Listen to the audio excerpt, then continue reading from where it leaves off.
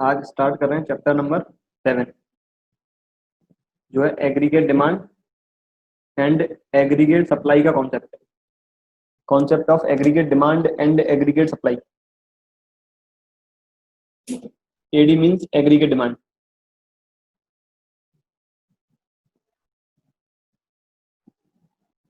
और AS means aggregate supply. हमने chapter number second में 4 तरह के सेक्टर्स पढ़े थे। Number 1 household, producer, government और रेस्ट ऑफ द वर्ल्ड। ये 4 सेक्टर्स के बारे में डिस्कस किया था, household, producer, government and rest of the world. यदि क्लोज इकोनॉमी की बात करूं, इन 4 सेक्टर्स को भी क्लोज इकोनॉमी में भी डिवाइड करते हैं। क्लोज इकोनॉमी केवल 3 ही आएंगे, हाउस होल्ड, प्रोड्यूसर और गवर्नमेंट।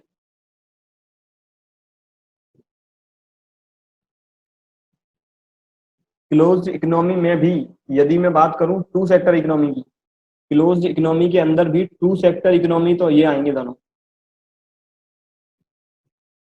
जिनने सेकंड चैप्टर पढ़ा हो उन्हें ध्यान आ रहा होगा। ओपन इकोनॉमी की बात करें तो ओपन इकोनॉमी में 4 सेक्टर्स आएंगे, हाउस होल्ड, प्रोड्यूसर, गवर्नमेंट और रेस्ट ऑफ द वर्ल्ड। सबसे पहले बात करें एग्रीगेट डिमांड का मतलब क्या होता है। एग्रीगेट डिमांड मींस एक इकोनॉमी की डोमेस्टिक बाउंड्री के अंदर सभी सेक्टर्स की कलेक्टिव डिमांड। एक इकोनॉमी की डोमेस्टिक बाउंड्री के अंदर सभी सेक्टर्स की कलेक्टिव डिमांड कहलाती है एडी। जैसे हाउस होल्ड की डिमांड कंजम्पशन एक्सपेंडिचर, प्रोड्यूसर की डिमांड इन्वेस्टमेंट एक्सपेंडिचर, गवर्नमेंट की डिमांड गवर्नमेंट एक्सपेंडिचर और रेस्ट ऑफ द वर्ल्ड की डिमांड नेट एक्सपोर्ट्स। जितने भी सेक्टर्स हैं उन सभी सेक्टर्स के खर्चों को एग्रीगेट किया जाएगा, उसे बोलेंगे एग्रीगेट डिमांड। जितने भी सेक्टर्स हैं उन सभी सेक्टर्स के खर्चे जोड़ देंगे, वो होगा एग्रीगेट डिमांड। हाउस होल्ड का खर्चा है कंजम्पशन, प्रोड्यूसर का खर्चा है इन्वेस्टमेंट, गवर्नमेंट एक्सपेंडिचर और रेस्ट ऑफ द वर्ल्ड का net exports. AD means collective expenditures or collective demand of all the sectors, that is consumption expenditure of household, investment expenditure of producer sector, government expenditure of government sector and net exports of rest of the world। इसे बोलेंगे AD. AD यदि close economy के अंदर बात करेंगे उसमें केवल 3 ही आएंगे, हाउस होल्ड का, प्रोड्यूसर का और गवर्नमेंट का। क्लोज इकोनॉमी के अंदर एडी का मतलब expenditure of household, producer and government. Under the close economy aggregate demand means expenditure of household, that is consumption expenditure of producer, that is known as investment expenditure and government expenditure। यदि closed के अंदर भी मैं केवल 2 sector की बात करूं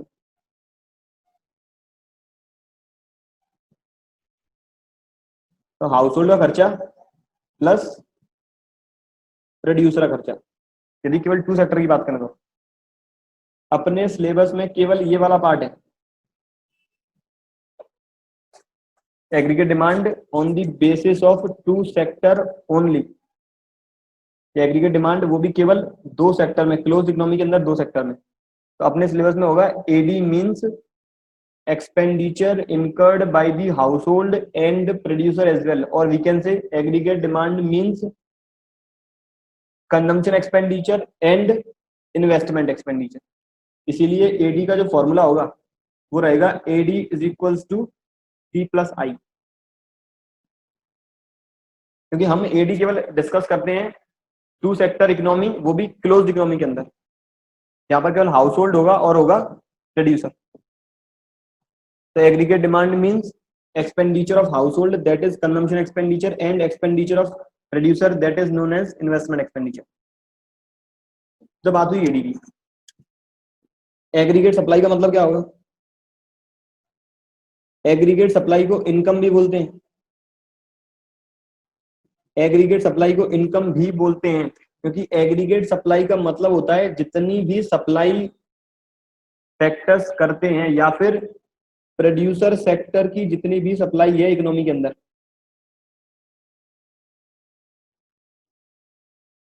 producer sector की जितनी भी सप्लाई है इकोनॉमी के अंदर, जो हम मेजर करते हैं वैल्यू एडेड मेथड के थ्रू। वैल्यू एडेड मेथड का formula value of final output minus intermediate consumption, यही था, value of final output minus intermediate consumption. जो नेशनल इनकम में एग्रीगेट सप्लाई, नेशनल इनकम में जो वैल्यू एडेड मेथड था, उस वैल्यू एडेड मेथड के अकॉर्डिंग प्रोड्यूसर कितना गुड्स प्रोड्यूस करते हैं एक टाइम पीरियड के दौरान, वो हम निकालते थे। तो वही एग्रीगेट सप्लाई है कि प्रोड्यूसर इकोनॉमी के अंदर कितने अमाउंट का गुड्स एंड सर्विसेज सप्लाई करता है एक टाइम पीरियड के दौरान। तो वैल्यू एडेड मेथड से निकल के आएगी टोटल सप्लाई, और इसी से अपन निकालते हैं इनकम, इसी से अपन निकालते हैं एक इकोनॉमी की इनकम। तो कहीं ना कहीं एग्रीगेट सप्लाई को भी बोलते हैं इनकम। तो सिंपल सी बात, एग्रीगेट सप्लाई को इनकम ही बोलते हैं, क्योंकि इनकम हम निकालते हैं इस मेथड से, वैल्यू एडेड मेथड से, और वैल्यू एडेड मेथड ही बताता है कि एक इकोनॉमी के अंदर कितने मार्केट वैल्यू के गुड्स एंड सर्विसेज की सप्लाई है। तो aggregate supply means total market value of goods and services supplied by the producer in an economy during an accounting year, that is known as aggregate supply। कि collective supply कितनी है producer sector की, या फिर aggregate supply is also known as income। अब income के दो part हैं, इनकम के दो पार्ट होते हैं, या तो इनकम खर्च की जाए जो बोलते हैं कंजम्पशन, या फिर इनकम की जाए सेव, क्योंकि जो इनकम ड्राइव होती है, जितनी भी इनकम ड्राइव होगी वो कहीं ना कहीं गुड्स एंड सर्विसेज की वैल्यू के इक्वल होगी। जितनी भी एक इकोनॉमी की इनकम ड्राइव होगी वे गुड्स एंड सर्विसेज की वैल्यू के इक्वल होगी। और इनकम चार पार्ट्स में डिवाइड है, चार फैक्टर ऑफ प्रोडक्शन डिवाइड है। लैंड का रेंट, लेबर की वेजेस, कैपिटल की इंटरेस्ट, और एंटरप्रेन्योर का प्रॉफिट। इन चार पार्ट में डिवाइड है। तो जितने भी सेक्टर्स की, जितने भी हाउस होल्ड सेक्टर्स की इनकम होती है, या फिर जितनी भी इनकम होती है, वो इन चार पार्ट में ही डिवाइड होती है। अब इनकम के दो ही फॉर्म है, या तो खर्च की जाए या सेव की जाए। कुछ इनकम खर्च की जाती है, कुछ इनकम सेव की जाती है। मैंने आज 1000 रुपए कमाए, 1000 में से 400 खर्च कर दिए और 600 कर दिए सेव। तो इनकम का जो फॉर्मूला है वो है C+S, और एग्रीगेट सप्लाई हमेशा इनकम के इक्वल होगी। और इनकम का फॉर्मूला है C+S, consumption plus saving.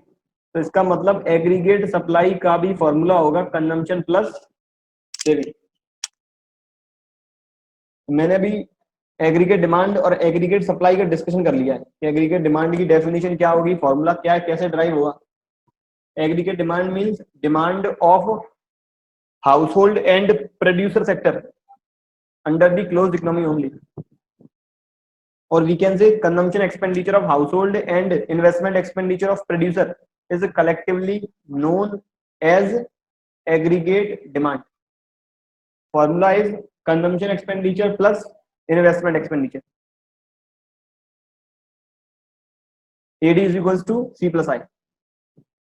aggregate supply means collective supply of the producer sectors, or we can say value added by the producer sector during an accounting year is considered as aggregate supply, which is also known as income। Income is categorized into the two parts, number one is consumption, number second is saving। That's why formula of AS will be C plus S। ये तो बात हुई AD और AS की।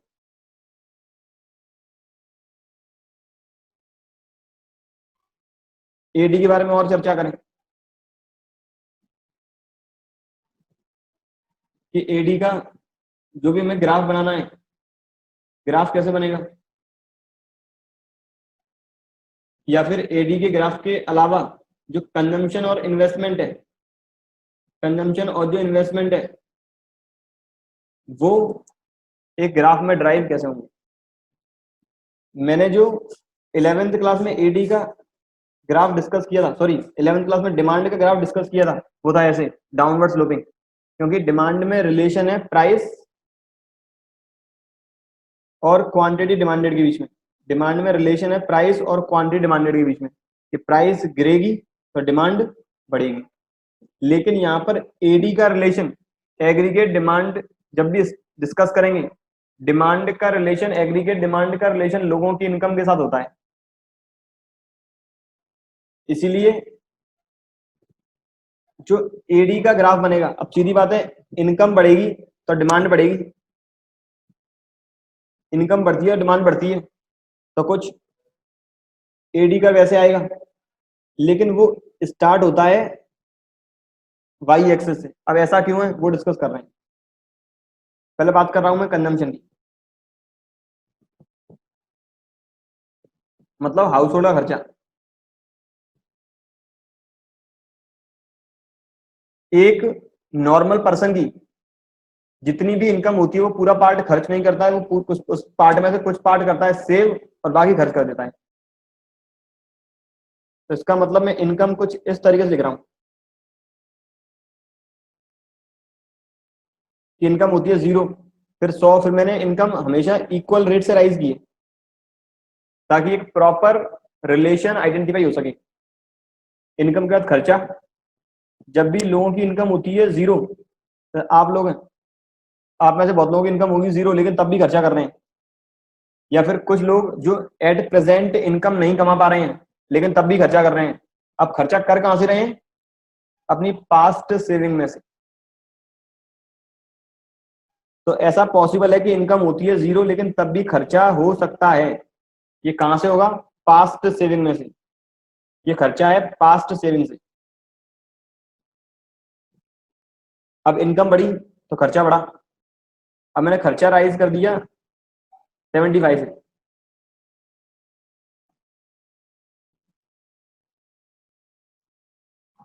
मेरा खर्चा, जब मेरी इनकम 0 है, खर्चा 50 रुपए, इनकम हुई 100, खर्चा हो गया 125, फिर इनकम हो गई 200, खर्चा हो गया वापस 75 से राइज हो गया 200, ऐसे खर्चा चलता रहा मेरा। तो एक चीज आइडेंटिफाई करेंगे, जब इनकम 0 थी खर्चा 50 था, लेकिन जैसे जैसे इनकम बढ़ती गई, जैसे जैसे इनकम बढ़ती गई, कंज्यूमर ने इंक्रीज्ड इनकम का पूरा पोर्शन खर्च नहीं किया। इनकम 0 से 100 हुई, इनकम बढ़ी 100 रुपए, इनकम यहाँ पे बढ़ी 100 रुपए, लेकिन कंज्यूमर ने खर्चा कितना बढ़ाया, उसने खर्चा बढ़ाया केवल 75। फिर वापस इनकम बढ़ी 100 रुपए, लेकिन खर्चा कितना बढ़ा, वापस 75। तो एक नॉर्मल कंज्यूमर की थिंकिंग यही है कि जितना मैं कमाऊं उसका कुछ पार्ट सेव करूं ताकि फ्यूचर में जितनी भी अनसर्टेनिटी आए उस अनसर्टेनिटी से मीट आउट हो सके। कुछ ऐसी कंडीशन हो फ्यूचर में जो एट प्रेजेंट में है, तो इस वाली कंडीशन को मीट आउट किया जा सके उसके लिए सेविंग की जाती है। बात कर रहे हैं मेन कंजम्पशन की। अब कंजम्पशन का यदि मैं कर्व ड्राइव करूं, देखें यदि मैं कंजम्पशन की ग्राफ बनाऊं, वाई एक्सिस पे कंजम्पशन, एक्स एक्सिस पे इनकम, इनकम 0, 100, 200,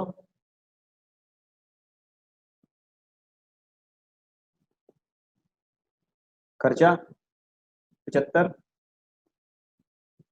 150, 225, 300 और 375। जब मेरी इनकम है 0 तब भी खर्चा कुछ हो रहा है। खर्चा कितना है, 50। जब इनकम हुई है 100 रुपए, जब इनकम है 100 रुपए तब खर्चा कितना है, 125, कुछ इस जगह। जब इनकम है 200 तब खर्चा कितना है, 200, कुछ इस तरीके से।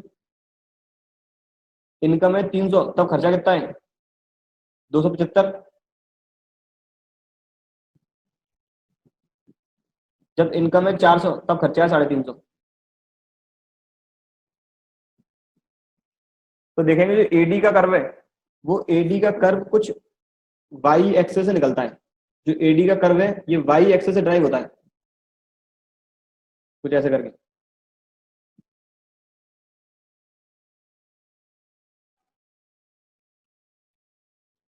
अब वाई एक्सेस से इसलिए ड्राइव होता है क्योंकि जब एक कंज्यूमर की इनकम होती है 0, तब भी वो कुछ ना कुछ पैसा खर्च कर रहा होता है, जिसे बोलेंगे autonomous consumption, denoted by C bar. When a consumer earns income और when a consumer doesn't earns income, when a consumer has income of 0, nil income, then he consume from its past saving, that is considered as autonomous consumption, denoted by C bar। इसे बोलेंगे autonomous consumption. जब income 0 होते हुए भी कुछ खर्चा किया जाता है पास्ट सेविंग में से, इनकम 0 होते हुए भी खर्चा किया जाएगा पास्ट सेविंग में से, उसे बोला जाएगा ऑटोनोमस कंजम्पशन, डिनोटेड बाई सी बार। जहां तक ये बात समझ में आई होगी ऑटोनोमस कंजम्पशन की। और कंजम्पशन कर्व कैसे ड्राइव होगा, वो ये कहलाता है अपना कंजम्पशन फंक्शन।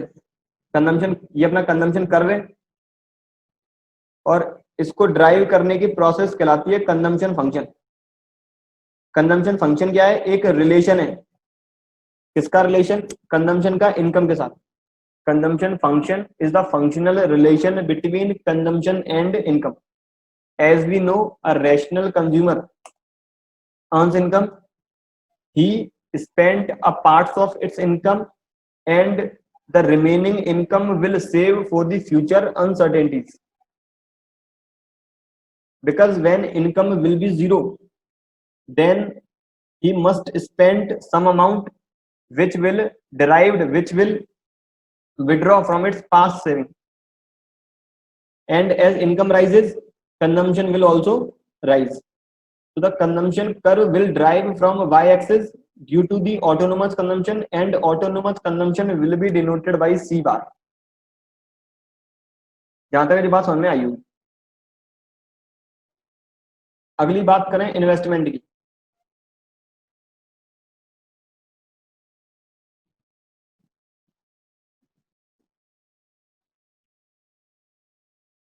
इन्वेस्टमेंट याद हो तो हमने दो तरह के डिस्कस किए थे चैप्टर नंबर 2 में। ये चैप्टर बोलेगा इन्वेस्टमेंट के दो टाइप है, इंड्यूस्ड और ऑटोनोमस। कहां तक क्या याद रखा जाए, इंड्यूस्ड और ऑटोनोमस। हमने 3 जगह इन्वेस्टमेंट डिस्कशन किया था। एक जगह इन्वेस्टमेंट दो टाइप के थे, एक तो था फिक्स्ड और एक था इन्वेंट्री। फिर हमने एग्रीगेट वाले पे इन्वेस्टमेंट दो टाइप के पढ़े, ग्रॉस और नेट। फिर अब हमने एक और इन्वेस्टमेंट पढ़ लिया है, इंड्यूस्ड और ऑटोनोमस। किस जगह किस तरह के इन्वेस्टमेंट को अप्लाई करना है वो देखें। ये जो ग्रॉस और नेट है, ग्रॉस और नेट वाले में केवल डेप्रिसिएशन का डिफरेंस था। तो जो फिक्स्ड इन्वेस्टमेंट है ये डिवाइड होते थे ग्रॉस और नेट में, ग्रॉस इन्वेस्टमेंट और net investment. Gross fixed asset investment और net fixed asset investment. Inventory investment ये तो है लाइफ के बेसिस पर, लाइफ के बेसिस पर ऐसे इन्वेस्टमेंट है जिनकी लाइफ बहुत ज्यादा है, 1 साल से ज्यादा है, वो फिक्स्ड एसेट इन्वेस्टमेंट है। और जिनकी लाइफ 1 साल तक है मैक्सिमम, वो इन्वेंट्री इन्वेस्टमेंट है। ये जो इन्वेस्टमेंट है ये प्रॉफिट के बेसिस पे, ये इन्वेस्टमेंट प्रॉफिट के बेसिस पे, कि जब प्रोड्यूसर को प्रॉफिट होगा तब वो इन्वेस्टमेंट राइज करेगा, जब लॉस होगा तो इन्वेस्टमेंट सेल आउट कर देगा। लेकिन कुछ इन्वेस्टमेंट ऐसे होंगे, प्रोड्यूसर को प्रॉफिट हो या लॉस हो, या प्रोड्यूसर को प्रॉफिट या लॉस की कंडीशन से कोई भी मतलब नहीं है, वो तो एक कांस्टेंट रेट से इन्वेस्टमेंट करता हुआ जाएगा। या फिर कह सकते हैं those investment which doesn't change with the change in profitability situation. ऐसे इन्वेस्टमेंट जो प्रॉफिटेबिलिटी सिचुएशन के साथ चेंज नहीं होंगे उन्हें बोलते हैं ऑटोनोमस इन्वेस्टमेंट। जो फिक्स्ड रहेंगे, चाहे इनकम 100 करोड़ की हो, 200 करोड़ की हो, 500 करोड़ की हो, वो इन्वेस्टमेंट फिक्स रहेंगे। लेकिन ऐसे इन्वेस्टमेंट जो चेंज होते हुए जाएंगे, इनकम बढ़ेगी, इन्वेस्टमेंट बढ़ेंगे, इनकम डिक्रीज होगी, इन्वेस्टमेंट डिक्रीज होंगे, ये हम पढ़ेंगे इंड्यूस्ड इन्वेस्टमेंट शायद 90 चैप्टर में। अभी जो मैंने इन्वेस्टमेंट की बात की थी वो है ऑटोनोमस इन्वेस्टमेंट, जो मैं C+I की बात कर रहा हूँ यहाँ पे, जो मैं C+I की बात कर रहा हूँ इस वाले की, ये मैं बात कर रहा हूँ induced investment, sorry autonomous investment, those investment which doesn't change with the change in profit, which doesn't relate with profit, which always remain constant। ये बात जानता है समझ में आई होगी, मैंने बता दिया इन्वेस्टमेंट दो टाइप के हैं, on the basis of profitability condition. अब ये जो मैंने कंजम्पशन का टेबल ड्राइव किया है, इसके साथ ही मैं टेबल बनाता हूँ इन्वेस्टमेंट की, इसके साथ साथ ही टेबल बनेगी इन्वेस्टमेंट की। इन्वेस्टमेंट कांस्टेंट रहेगा, इन्वेस्टमेंट में कोई भी चेंज नहीं होगा, ये इन्वेस्टमेंट कांस्टेंट है। इन्वेस्टमेंट में कोई भी चेंज नहीं है, इन्वेस्टमेंट हर बार 30 का है, 30 का है। तो इन्वेस्टमेंट का यदि मैं कर्व ड्राइव करूं, इन्वेस्टमेंट का यदि कर्व ड्राइव करूं तो कुछ इस तरीके से आएगा, ये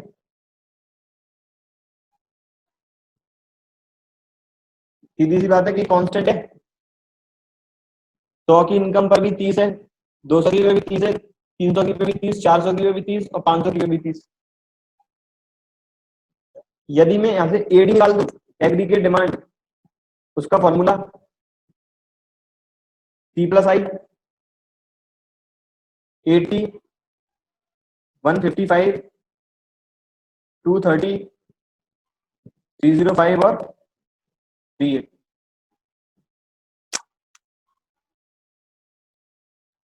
मैंने एडी निकाल दिया है, पहले कंजम्पशन, इन्वेस्टमेंट और फिर मैंने एडी।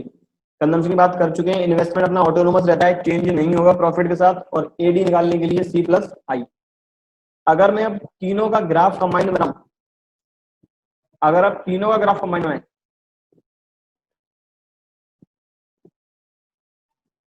तो आप देखें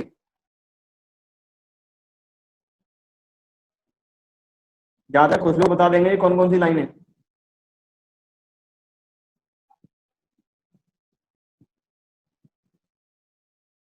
इनकम,